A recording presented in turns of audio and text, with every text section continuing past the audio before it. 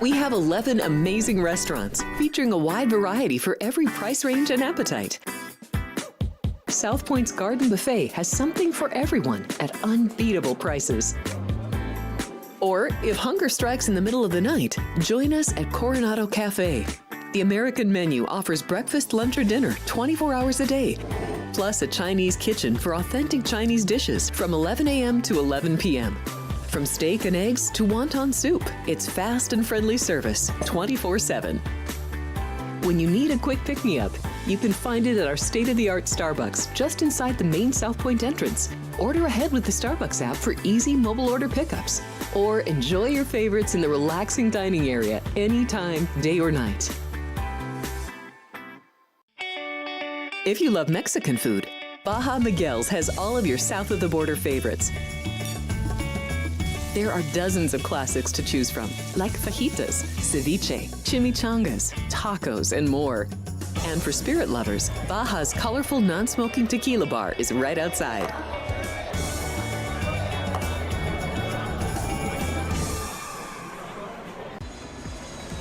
Heading to Las Vegas to catch the action at Allegiant Stadium?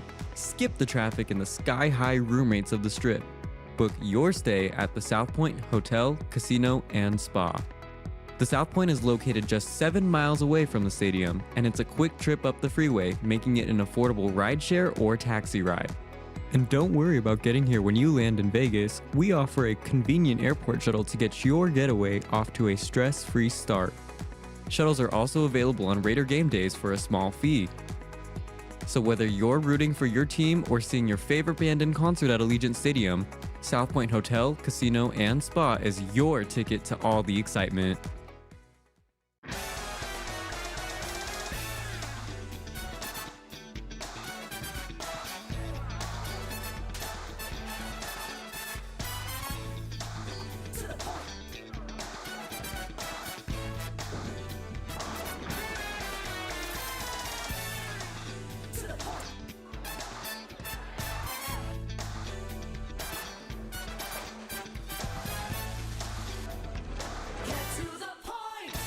Looking to bet smarter?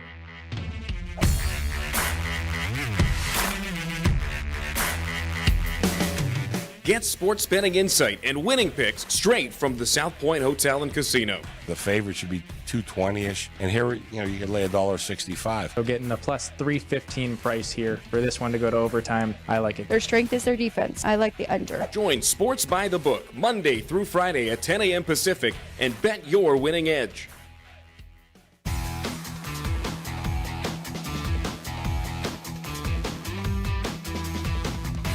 Happy Monday, everybody, and welcome in. We've got a lot to get to here on Sports by the Book, a lot to recap, a lot to look forward to.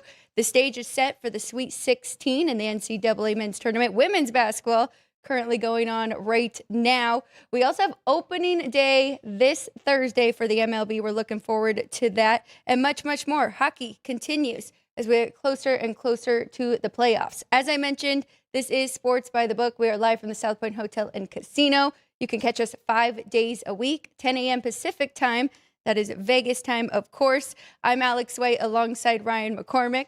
Ryan, how are you this morning? How was your weekend with a ton of basketball and some good hockey as well? Yeah, it was good with hockey, not so much with basketball. Favorites dominated the slate. We had some historic numbers from 2018, 2008. And yeah, yesterday, I'll kind of tell the joke. So my dad said that these weekend basketball games were not really any good. So I replied with, let me know when you want me to start betting favorites and we'll get the underdogs to cover. And so then he says St. John's, Florida, UConn, Arizona. So then I bet the 4. And then Kansas takes the lead late against St. John's. St. John's escapes. And then Florida loses to Iowa, the first 9-1 upset, I believe, since 2008. I could be wrong on that. 2018, 9th ever 9-1 upset. But yeah, that was a funny one there. So he said I did my job, and you're welcome. But yeah, it wasn't exactly competitive basketball throughout the entire round of 64-32. You should have gave me a heads up, Ryan. I call it the Twitter curse because every time I put some plays on there, it seems to go poorly for me. But the 2 favorites I try and get behind with Michigan and St. John's, and St. John's was covering for most of that game. But Michigan, I'm sorry, Florida, not Michigan. So yeah, it was a little bit brutal for me yesterday. But overall, I thought it was some good basketball, and I actually believe we'll get some more competitive games coming this weekend now. What do you think? Yeah, I mean, now that we have kind of the best teams, the cream of the crop going through, we should be getting the matchups that we were wanting going into the tournament. And we got a 9-5 in Iowa, Nebraska, which is going to be fun, a Big Ten battle there. But then we got Texas, Purdue. I mean, Texas kind of pulling off the upset and beating Gonzaga instead of giving us Gonzaga, Purdue. But Arkansas, Arizona is what we were looking for. St. John's, Duke's what we were looking for. Michigan State, UConn is what we were looking for. Alabama, Michigan's what we're looking for. And then Tennessee beats Virginia. But Iowa State advancing is, and how they kind of dominated over the weekend. It shows us we had the right teams at the top of the bracket. I will just say, Iowa State is a team kind of looking to fade here, going up against Tennessee. That's the final game of all of them for the Sweet 16, but they are missing one of their best players in Joshua Jefferson. I tried to go against them with Kentucky taking the points, and man, they looked really good. They are very disciplined, so can Tennessee hang around? Seems like a common theme with these teams and them being shorthanded is it shows up later on throughout the tournament. So is this the game, or maybe the next one where they would have to go up against Michigan or Bama if they pull off the upset? But one of them that kind of have my eye on, because, I mean, Kentucky definitely gave them trouble early on, but then they kind of broke away. But let's talk about the conferences representing here, and JR already jumped in the chat. I know a lot of people that do watch our show regularly agreed with us because we did like the Big Ten going into the tournament, and here we are sitting pretty nicely, more than a quarter, 6 Big Ten teams, 4 SEC teams, 3 Big 12, which the top of the Big 12, Arizona, Houston, and Iowa State, and then the Big East with 2 in the same regional. So ACC, Ryan, I'm sorry, just 1, Duke. No need to apologize. And that actually looked a little closer than the final score against TCU as well. And of course the Siena, where they were almost upset right away. But so that's what we've got going in. So it's 5 power conferences, no mid-majors for the Sweet 16. Yeah, I believe it's the second time ever that's happened, and the first time was last year. Yep, so. I did read that too. So. But we do have the Big Ten represented in each region, so there isn't a chance to get 4 Big Ten teams to the Final Four. Slim chance, but still a pretty good chance there. We did like 3 to advance there going into the tournament, being our tournament predictions. So we do have some pretty great matchups on the slate coming up here this week. We'll have to see what the updated odds are per conference. I don't know if they're out yet at the South Point. I checked a few books and nobody had them out. So a lot that we can break down and dive into throughout the week and see if there are any betting angles, maybe from a future standpoint. I've got a couple futures, which I really only had a small ticket on St. Louis. So I lost that one. I've got a couple live going into this week. Pretty good numbers. Michigan State, 45-1. Bama, you can get Bama at like 100-1 right now. So that one does better. St. John's, though, 80-1. And then I just took Illinois, Elite 8 and Final 4. So I might have to hedge against them a little bit and get some Houston money on that. But Sweet 16, Thursday, we've got the South and the West, 2 matchups each. And then Friday with the East and the Midwest. So as I mentioned, we'll go through numbers throughout the whole week. Do we want to go through South Point's numbers right now, Ryan, for Thursday and Friday and where they currently sit? Sure. Let me get those ready for you. I did want to highlight Purdue was one of the teams that I was enamored with coming into the tournament. They were 25-1 to win the title before games started. They are now 8-1 to win the title.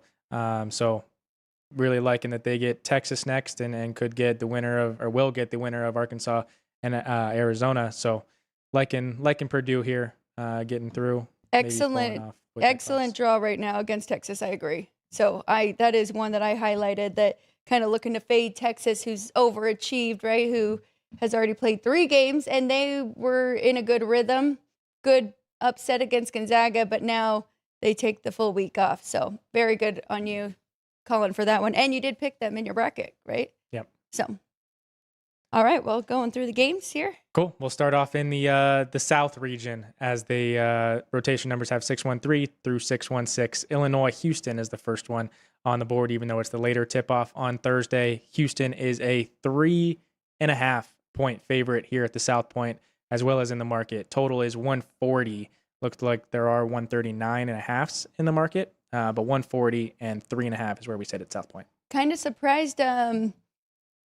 South Point opened at 2.5 here for Houston. I do agree with the market coming in on them now at 3.5 and 140, but we'll dive into that one more. I do really like this Illinois team and what I've seen, and I think a lot of us here at the South Point studio have Illinois advancing, but they've got to get through that hurdle first, and that's going to be a great matchup there. Yeah, I definitely think so. I liked Illinois to get it done in my bracket, so I will hope that they can win on the road here in Houston and beat this team in this region, in the South region, to advance to the Elite Eight. All right, the second one, the first one tipping off in Houston is Iowa, Nebraska, the Big Ten battle. Nebraska, 1.5 total, 133.5. There are 134s and 134.5s in the market, but 133.5 is the total where we sit. I wish this game was closer to that big upset, so we could just fade Iowa right away with the time in between. Makes it a little tricky, but I really like what I've seen from this Nebraska team. I mean, 76-47 over Troy, and then they got it done against Vandy in probably one of the best games of the weekend.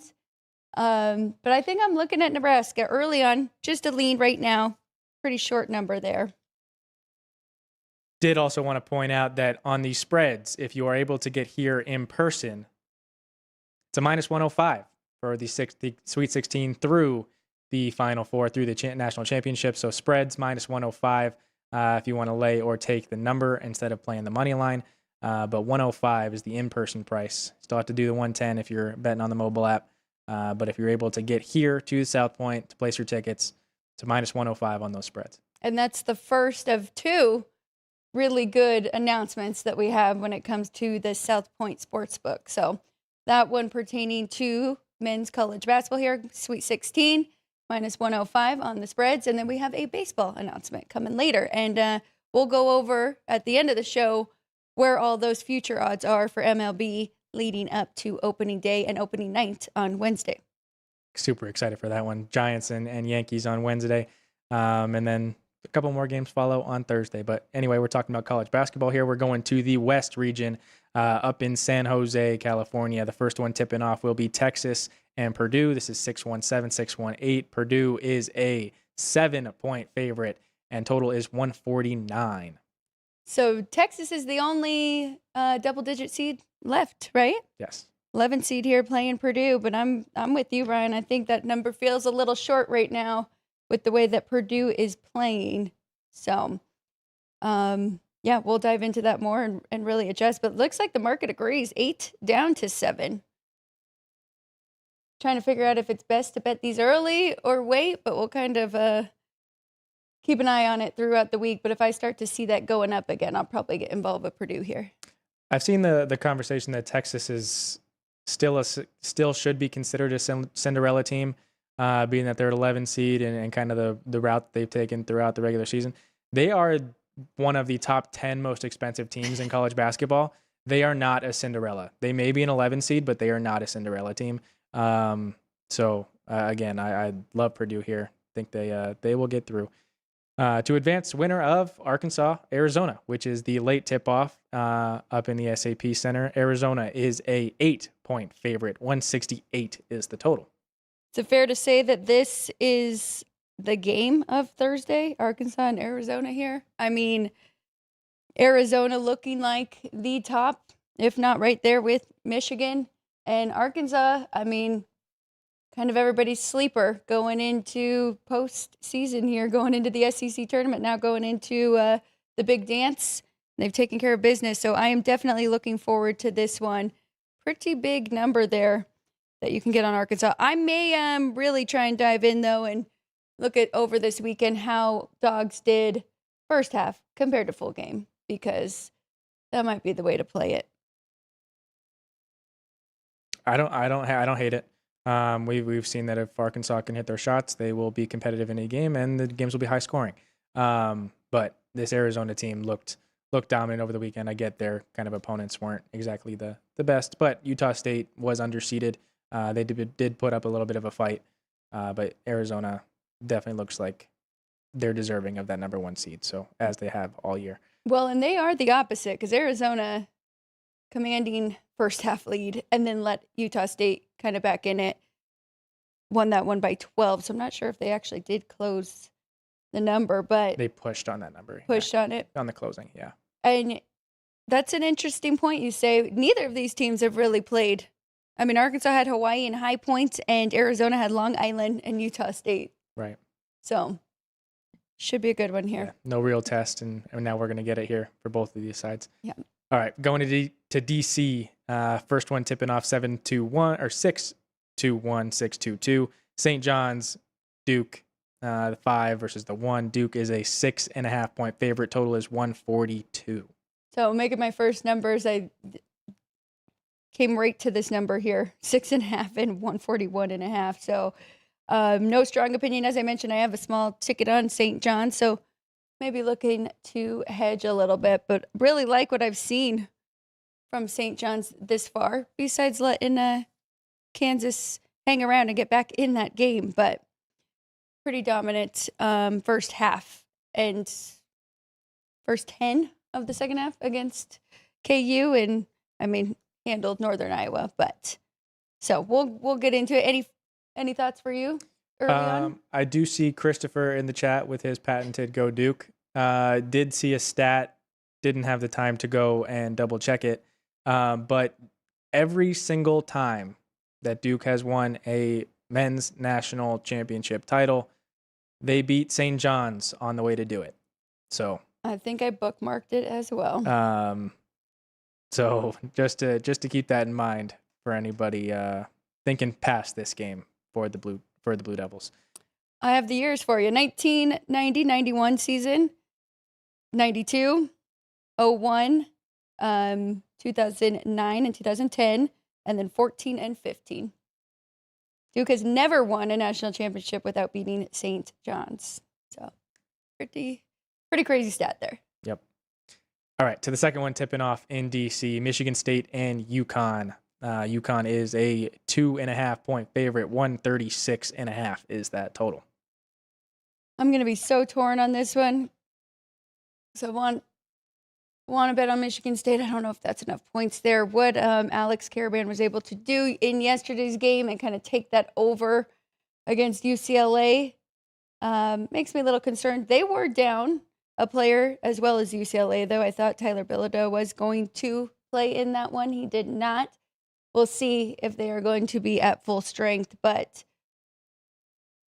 like this Michigan State team, I love the point guard, Jeremy Fears. I mean, lead the country in assists. So this should be a good one, too. I'm not quite sold on Connecticut being the powerhouse that they were.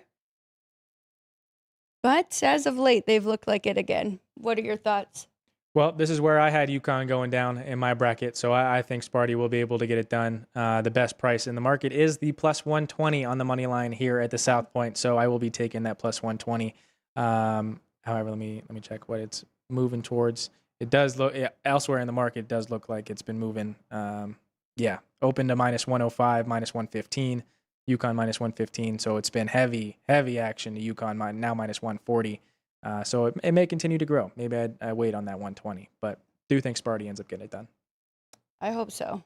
I definitely do. Sets up for a, right? Is that the same? No, not the same. That'd be a different side. All right. Going to that different region, going to the United Center up in Chicago. Alabama, Michigan State. Michigan State is minus 10.5. Nope. Yeah, 10. 174.5 is the total. Michigan, Bama? Is that where you are? Yep. 10-point favorite? Or is it kind of moving around here? 10.5 down to 10 is what I am seeing. But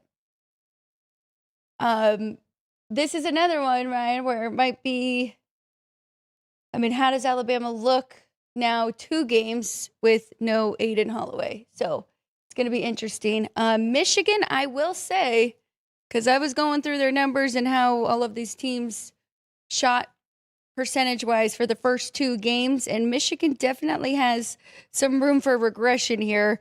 On the season, they were 36.6% from 3. In their first 2 games, they were 46% and 48%. So, is this the same Michigan team that we saw early on? And they're just kind of in their rhythm? Or is there some room for regression here? But this, I feel like if you're going to play, it would have to be a first-half play as well with the points of Bama. Well, they're coming off of a historic shooting performance from 3, which they've been breaking their own school record for most threes in a season the entire year. So it's nothing new for them. It's just a matter of will they be able to do it against this 1 seed in Michigan. I tend to think that Michigan will be able to defend better than what Alabama has seen, and now given them several days to prepare. Granted that it is a double-digit spread, so it is a lot of points to cover in a matchup of this caliber. But I think Michigan at least gets it done on the money line there. Oh, just took 42 attempts is what you're saying from 3? Yeah.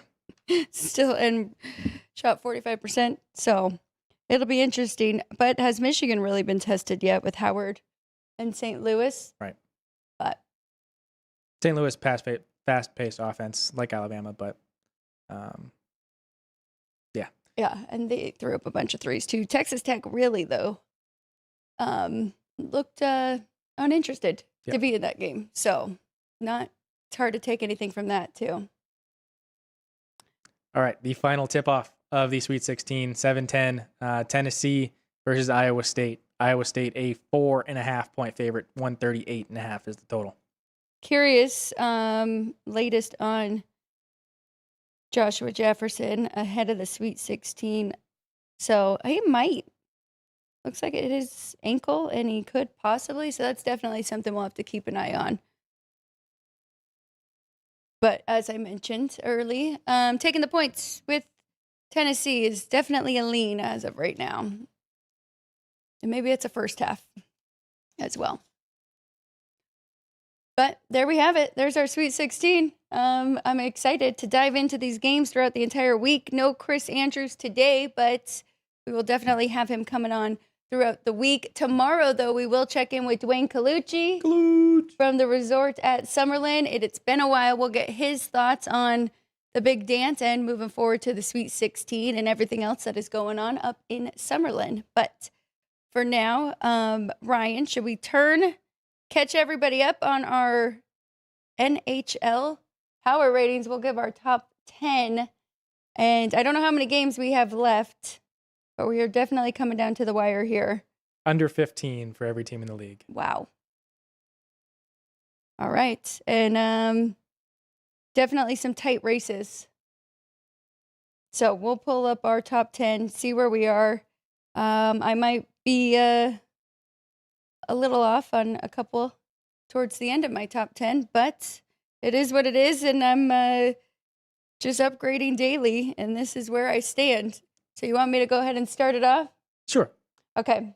Not a whole lot of movement, actually, from the last time we did this, which was probably a month and a half ago. But starting at 10, who is questionable whether they should still be in the top 10 with how they have played and the play they are getting from their goaltenders. But I do have VGK at 10, 30 cents above an average.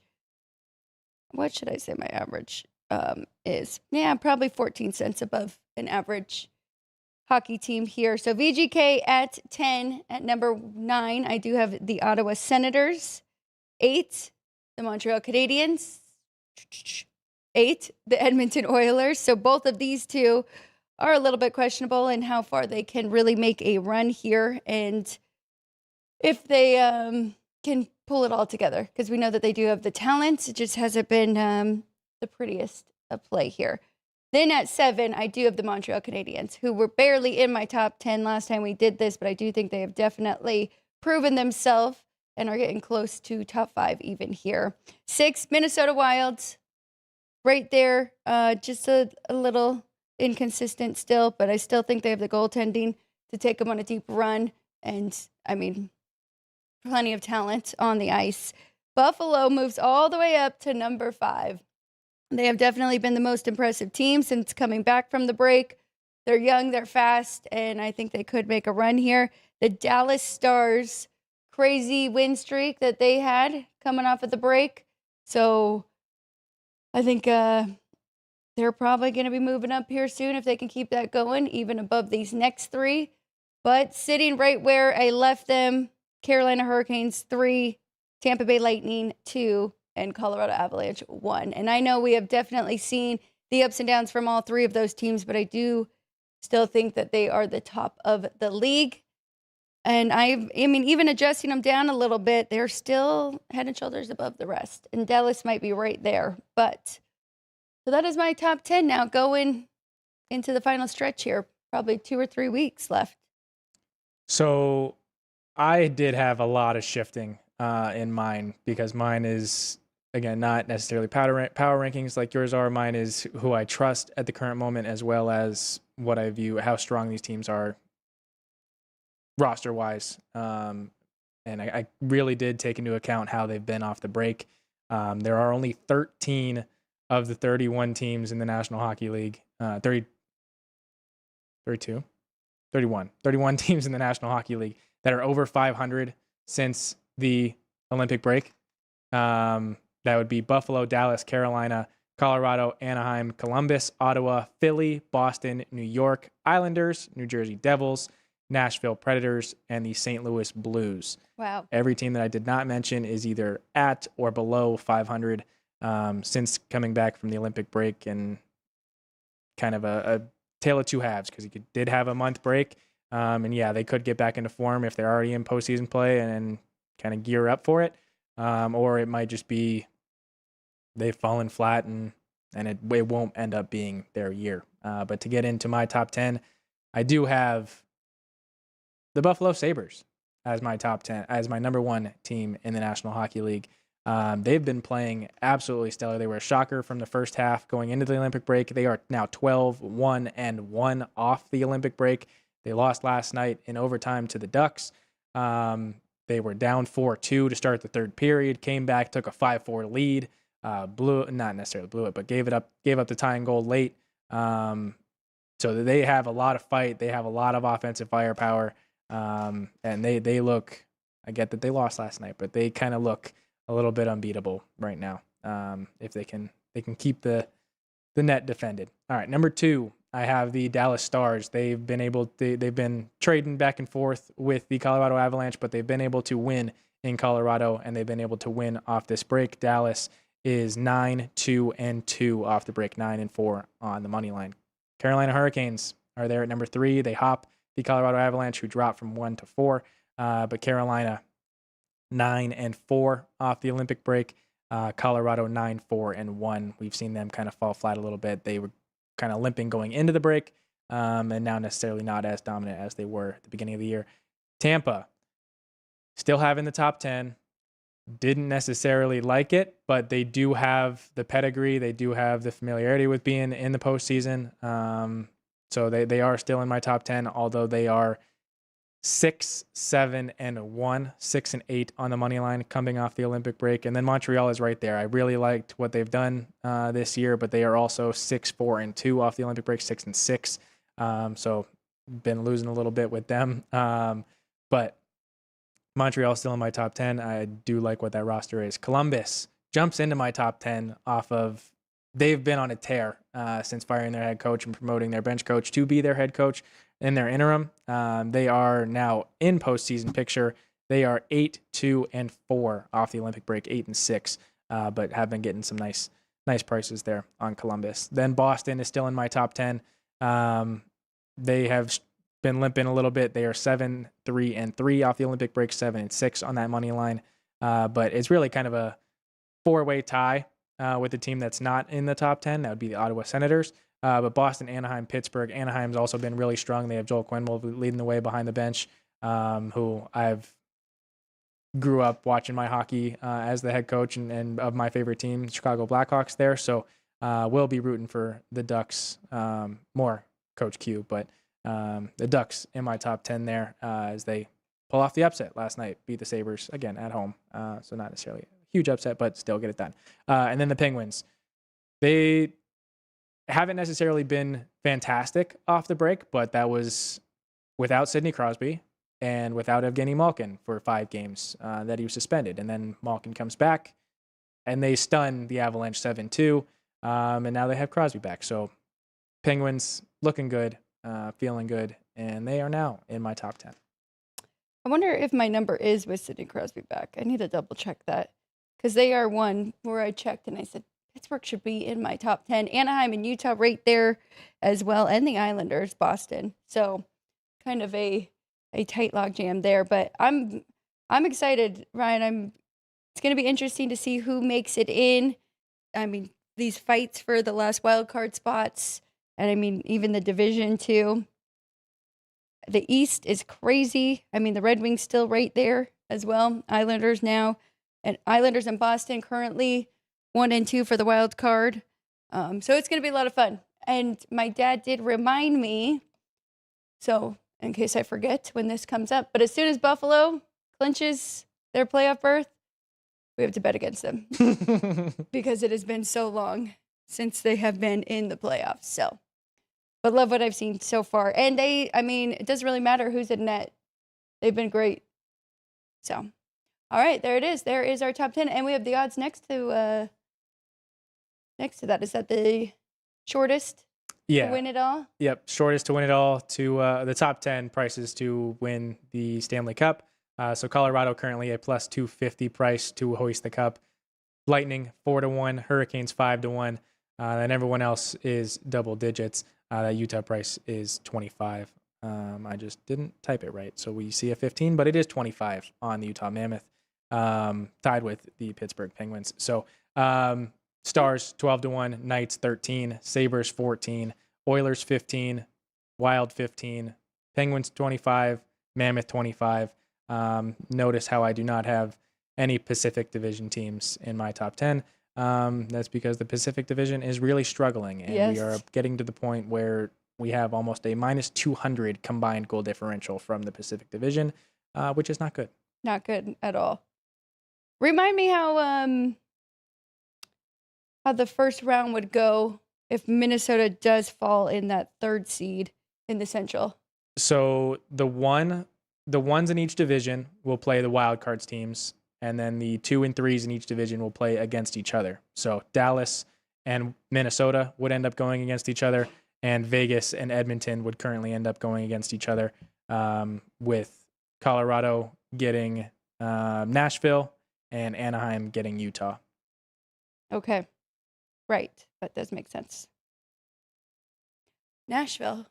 Wow. Yeah, Nashville is making the climb as the Pacific Division is struggling, and Nashville is having their veterans show up, get a little bit of a push here, coming down the stretch. Still think Minnesota might be a little undervalued in that market, and Pittsburgh 25-1.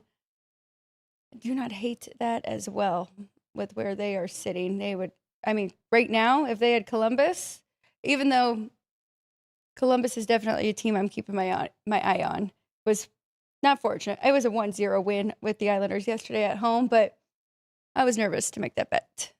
So we'll keep an eye. 1 game today, that's it for us. Let's see if we like anything. I know I will not be betting the side here, Ryan, but where are we currently on this total? Let me get it back. We're talking about Senators and Rangers tonight, the only game on the NHL slate. Total here at the South Point is a 6 with a 115 to the under. The Senators are a minus 180 road favorite, plus 160 on the Rangers money line. Just going off of stats here, and it looks like it will be Shesterkin. But really, we got this Ottawa team that's 9th in goals for, and they're 21st in goals against. On the other side, the Rangers aren't going to help much offensively. No, they can have their moments, but they're 26th in goals for. They're 23rd in goals against, 3.19. I'm going to pull up my number right now, but I know I'm close to that 6, but I'm not under. I'm over the 6. What did you think? Anything jump out to you? So, second of a back-to-back here for the Rangers, first of a back-to-back here for the Senators. I was able to finish my notes for the entire National Hockey League. The best teams in the first of a back-to-back this year would be the Tampa Bay Lightning, Columbus Blue Jackets, and the San Jose Sharks. All three of those teams have 10 wins in the first of a back-to-back, but we're talking about these two teams here tonight, the Rangers and Senators. Also did want to point out the Knights no longer have any more back-to-backs on the remainder of their schedule. I did tweet a whole write-up for every team in the league where they currently sit on these back-to-backs.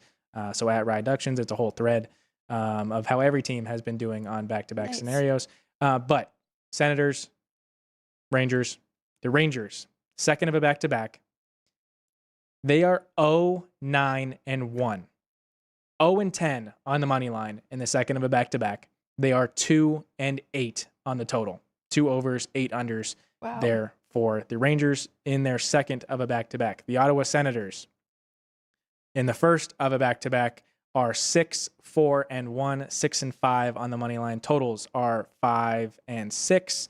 Second of a back-to-back, they are 7-3-1, 7-4 on the money line, 9-2 to the over. So they get more goals in their seconds than in their first.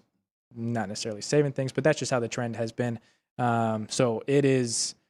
I did tie up the Senators money line and under the 6 in this game to get a nice plus 160, I believe is what I got. So you're going Rangers and over. I'm sorry, Rangers Senator. And under. Senators under. Road team getting it done. No goals. Yep. Okay. Let me confirm the price I got. Where is New York in this first period? 50%. Plus 185. Last 10. Which I also wouldn't hate Senators puck line. Senators puck line getting plus 135. I don't hate that either. I was thinking more maybe over 1.5 in the first period. Ottawa, 60% on the year. 41 games out of 41 out of 68. They've gone over in that 5-5 in their last 10. The Rangers 7-3 in their last 10. So that might help there, but I could definitely see a higher scoring first period and then it kind of slowed down. But I've got nothing. I think I actually get a night off from betting. So I think I'm going to take it. Don't fault you. But we have a few. No, we've got a lot tomorrow. I already did that sheet. 15. So good. 15. All but 2 teams in action tomorrow. We'll have plenty to go over for that. And then hopefully Wednesday, possibly Thursday, even if it is remote, we will have Matt and Everett joining us. So we're looking forward to that, talking baseball before opening night. But anything else for hockey, Ryan? And again, if you could put your X handle up there so people can follow that thread, because that's interesting stuff. So Tampa Bay, Columbus, and who else on the San Jose Sharks are fantastic on the first of a back-to-back. But yeah, at Reductions, it's my latest tweet, how every NHL team has done in the back-to-back scenarios during this 2025-2026 season. Whole thread of all 32 teams. Okay. Thank you, everybody who is in the chat live. I see a lot of the regulars here, and it looks like we might have had a ticker trivia. Because I'm seeing a random guess here from JR. Yep. So ticker trivia presented by City Light Shine. We'll go with the question today, or just for now. But it is, well, the whole week. We'll be talking about Major League Baseball opening day trivia, as we do have opening night exclusively on Netflix for JR in the chat there. But opening day on Thursday, but the whole week will be Major League Baseball opening day trivia. And it is written, who is the only Major League Baseball pitcher to date to throw a no-hitter on opening day? Who is the only Major League pitcher to throw a no-no first day of the season? Wow. That would be your ticker trivia presented by City Light Shine. That is the question we will really answer later in the show. We haven't gotten a no-no in a while. We didn't get one last year, did we? I don't fully remember. I feel like we got. Now I gotta look. I think it's been 2 years now, 2 or 3. Yeah, who is the last? Now that's the next trivia. It was combined. No. Yeah, you're right. 2024 season was the last one. Okay. Who was it? There were 4 of them. Yes, there was a few. So the last one was a combined no by the Cubs. Shota, Eminaga, Nate Pearson, and Porter Hodge threw a no against the Pirates. That was 9-4-24, September 4th, 2024. And then the solo no-hitters would be by Blake Snell against the Reds on August 2nd. Dylan Cease against the Nationals on 7/25, July 25th there. And then the Astros. This is the one that I was thinking, the one that was stuck in my mind. The Astros against the Blue Jays, April 1st of 2024. The Astros was a combined? That was just by Ronel Blanco. Okay. Couldn't remember who it was. That's right. It was Blanco. All right. Now I'm getting excited for some baseball too. And we'll be going through every single game every day and tracking how we do. And Chris Andrews is jumping in. He's got a system that he's going to be following this summer and betting baseball. Do you want to break the good news for baseball for all of us who like to bet at the South Point? The fantastic news, we are moving to a dime line. So pick'em games in Major League Baseball will be a -105. Spreads will be separated by that dime, that 10 cents, until we get to a certain point. But for Major League Baseball bettors, that normally you're betting at different spots, 110, 115, but 105 here at the South Point on those spreads. Yes, looking forward to that. And that is huge if you are betting baseball regularly. So you want to get the best of the number, and that will be here at the South Point. Okay, last but not least, while we're on baseball, let's go through some future odds and if there has been any movement in the market. We're talking divisions, we're talking World Series, we're talking all that good stuff. And then, I don't know, do we have the players as well? Home runs and strikeouts? Yep. I believe so. They are still up. Those will be going down the days that their team plays their first game. Okay. So for Giants and Yankees, that'll be Wednesday, and for a lot of the other guys in the league, it'll be Thursday. But to start, we'll go with the World Series price, just because that's the main future. That's what everybody's working towards. So we got the Dodgers as a $2, not favorite, but plus 200. They are the favorite to win the World Series, plus 200. Yankees at 8-1, and then everyone else double or triple digits. Followed by the Mariners at 12, Blue Jays 15, Braves, Phillies 14, Mets, Padres 15, Cubs and Red Sox 16, and then 25s, 30s, 40s, and so on. A ton of love for the Mariners. I've heard it all spring training and kind of looking ahead to the year. A lot of people like Seattle right now. And that market shows it right there. Yep. Divisions? Yes. Or do you have anything else on this one? Anything jump out or that you like? Not necessarily. We'll have more of an in-depth conversation with Matt on Wednesday. But I mean, I get it's baseball, and it came down to Game 7 last year, Blue Jays and Dodgers. But that lineup is so ridiculous. That pitching staff is even more unfathomable. We're seeing a minus price for them to win the NL pennant. I don't know how we're not. I mean, I get it, but the Dodgers, it just seems so unfair. Yeah. Okay, go into divisions. But, well, I mean, I guess it is a series, so it's a little bit different. I was going to say, look at the World Baseball Classic. It is baseball. Even money on the pennant. Okay. It's better than what you get at other shops. So, yeah, National League pennant, Dodgers, even money, Braves, Phillies, Mets, and Padres, all 7-1, Cubs at 8, and then double digits or longer for the remaining teams. Just, I mean, looks right here for most of these teams and where they should be priced going into the year.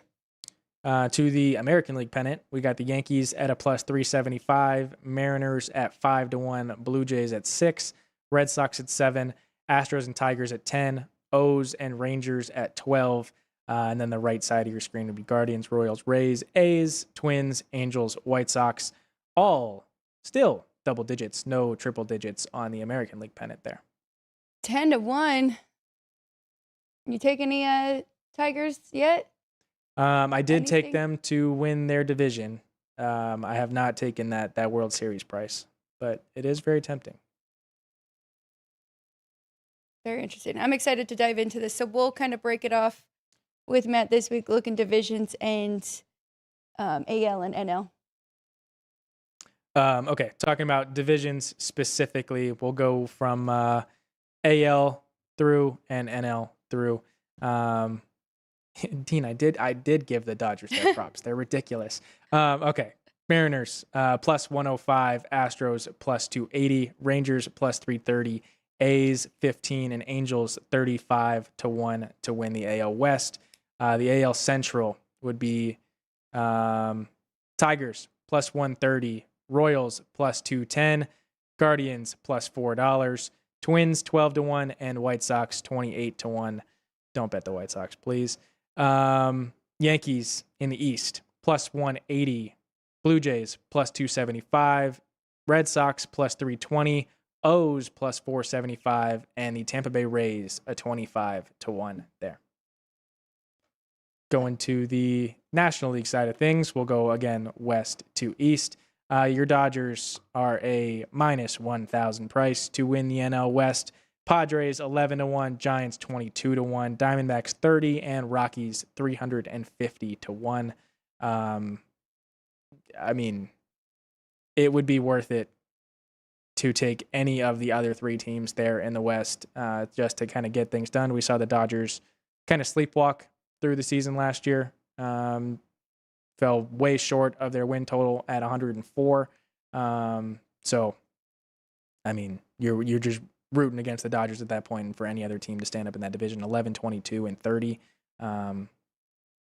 Okay, going to the Central. No, I agree. And I mean, that just sets you up for a nice spot. If the Dodgers do fall and lose a few games, and then you could come back, maybe hedge a little bit and get a much better number.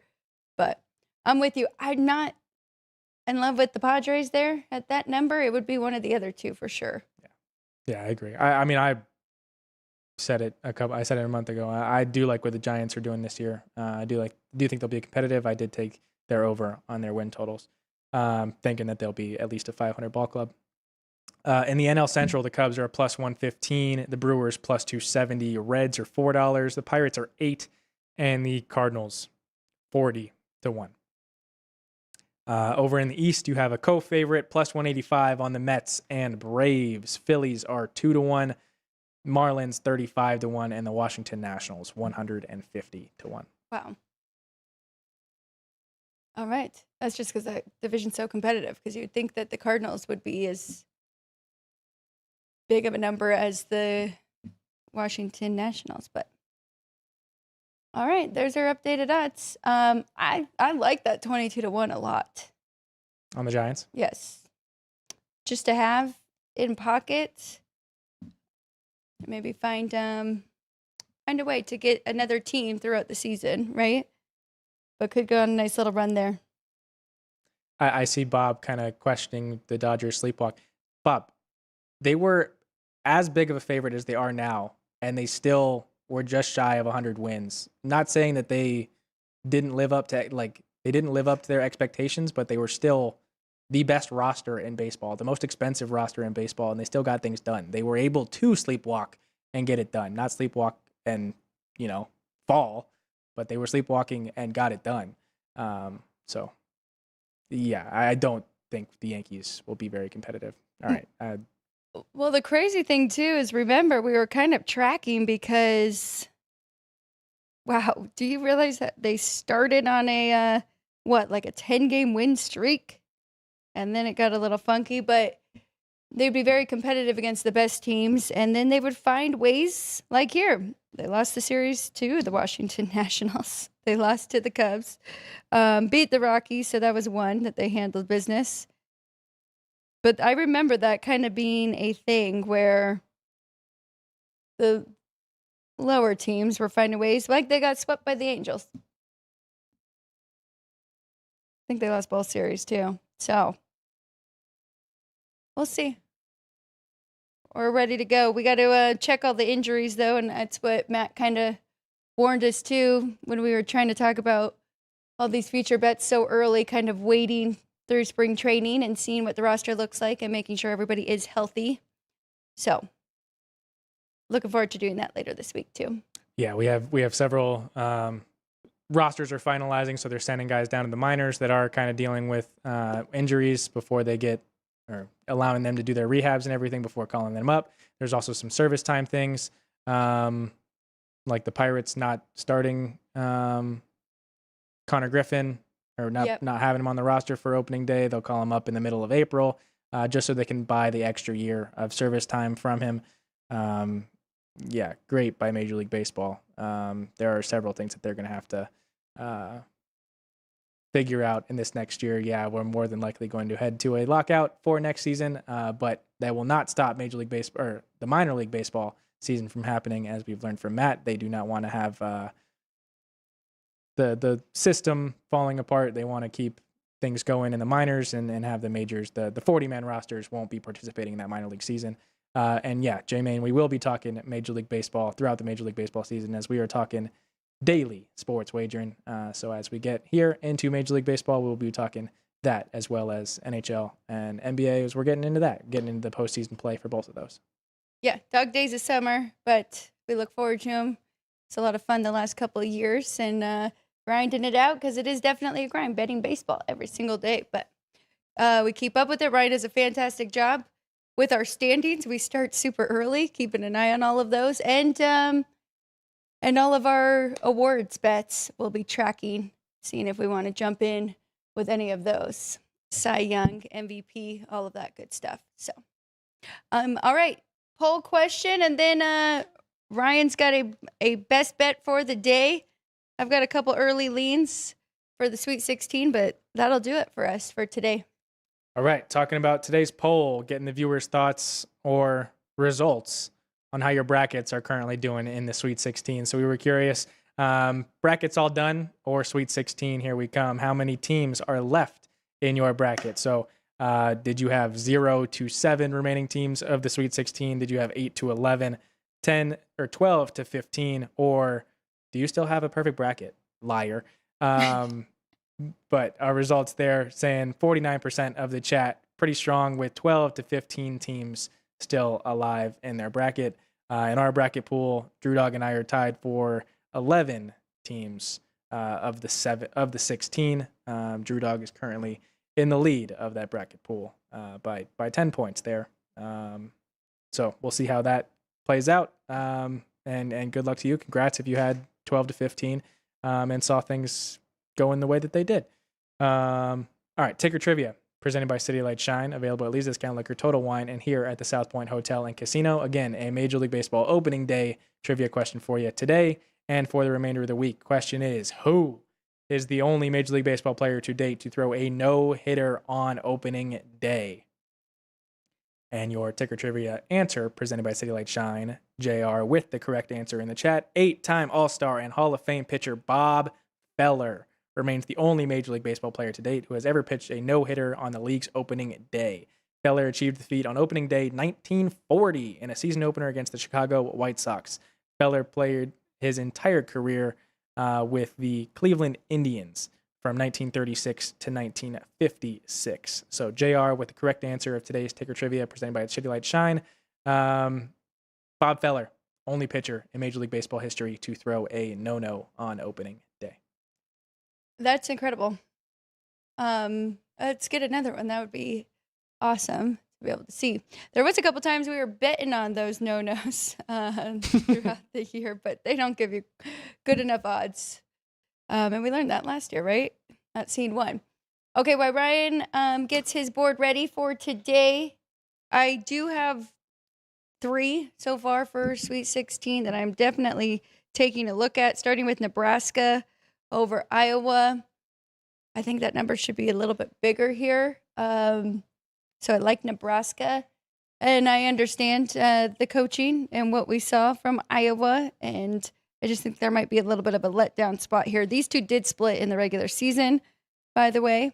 But I think Nebraska Can out physical the Hawkeyes here. I like Purdue. I think that this is a good spot. Betting against Texas, coming all the way from the play-in game. And the 11th seed, Purdue, preseason AP #1, and playing like it. And then I like Tennessee catching the 4.5 right now.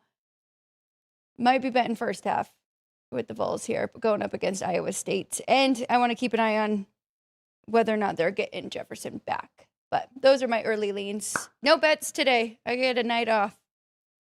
Maybe the first of 2026. So much needed. I'll do the basketball picks as well for Sweet 16, just because the price is available for what it is. Yes. All right, going to. J Main said he did not do a bracket. This is the first year, I think, that I only have one bracket. Can't believe it.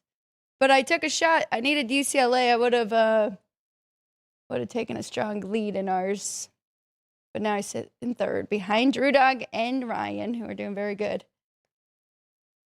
All right, tonight's NHL play is a same-game parlay of the Ottawa Senators money line and the under 6 goals. Got a plus 185 on that price in Madison Square Garden. Senators taking down the Rangers there.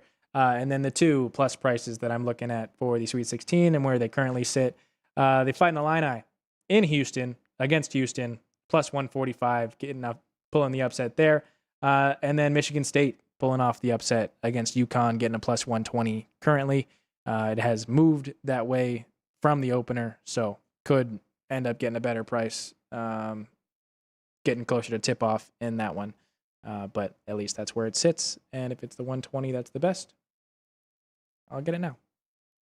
8 games. How many upsets are we thinking? Think we could get 3 of the 8? Let me see. I know that the gap is bigger, but those middle teams are better, who the mid-major players have come from too, kind of stacked. So this could be that NCAA buzzer beaters and game winners account did post a full 16-team graphic, not revealing which team was which, but where they all started their college careers. And I don't think a single team had the starting 5 start at that school their entire time. But yeah, looking at it right now, upsets in my mind. Full upset in the South region, Illinois over Houston and Iowa over Nebraska. And then the other one would be Michigan State and UConn over in the East in Washington, D.C. So I see 3 at the moment. You're seeing 3. I think they did that last year too. It was very interesting. Pretty good though. Oh, Sparty is the only one. Michigan State. All 5. All 5. Purdue 4 and the Wildcats, Arizona 4. I thought that was pretty good there. Duke with 4 as well, and Houston. So it's a good graphic, definitely. They say guess which team is which though. So yeah. You did not bring up something from hockey yesterday, and I'm shocked. I don't know if you've realized there were 9 games. How many went to overtime or a shootout? Bob will appreciate this as well. How many? 6. 6 of the 9 games. Yeah. Missed out on a good one. Pretty wild. We could have just blindly bet all 9 going to overtime at 3-1. Yep. Got 6 of those. That would have been a pretty good night. Yes. So we'll keep track. Maybe tonight. No, Ryan needs. Well, you got them just winning. So yep. Could go to overtime. We'll take a 2-2 game going into overtime. Yeah. Or Senators blow them out, shut them out. Also, a third and final meeting of the year between the two. The road team has won every game and covered the puck line in both. So keep that in mind. Okay. And the Rangers, terrible on the second of a back-to-back, coming off a shootout loss against Winnipeg. So here we go. All right. 15 games tomorrow on the ice. We'll keep talking about the NCAA tournament as well. We've got baseball. Wednesday night, opening night, and then Thursday, opening day. So a lot to get to. We appreciate all of you checking in with us. Please like, share, and subscribe to the YouTube channel, and give us a follow at Sports by the Book on all of social media. So for Ryan McCormick, I'm Alex White. Thank you to the crew, as always, and Jerry, Sean, Vince, and Drew Dog. A lot of fun this past weekend. Thank you for stopping in. If you did, we got to see Attila, got to see JR, and Bill made an appearance too. Sorry if we missed anybody that was here, but really appreciate you guys stopping in to say hi. I think somebody will be here Wednesday. We'll put that on our radar. But yeah, thank you guys. We'll be back tomorrow, same place, same time. Sports by the Book YouTube show at 10 a.m. Pacific time. We are live from the South Point Hotel and Casino.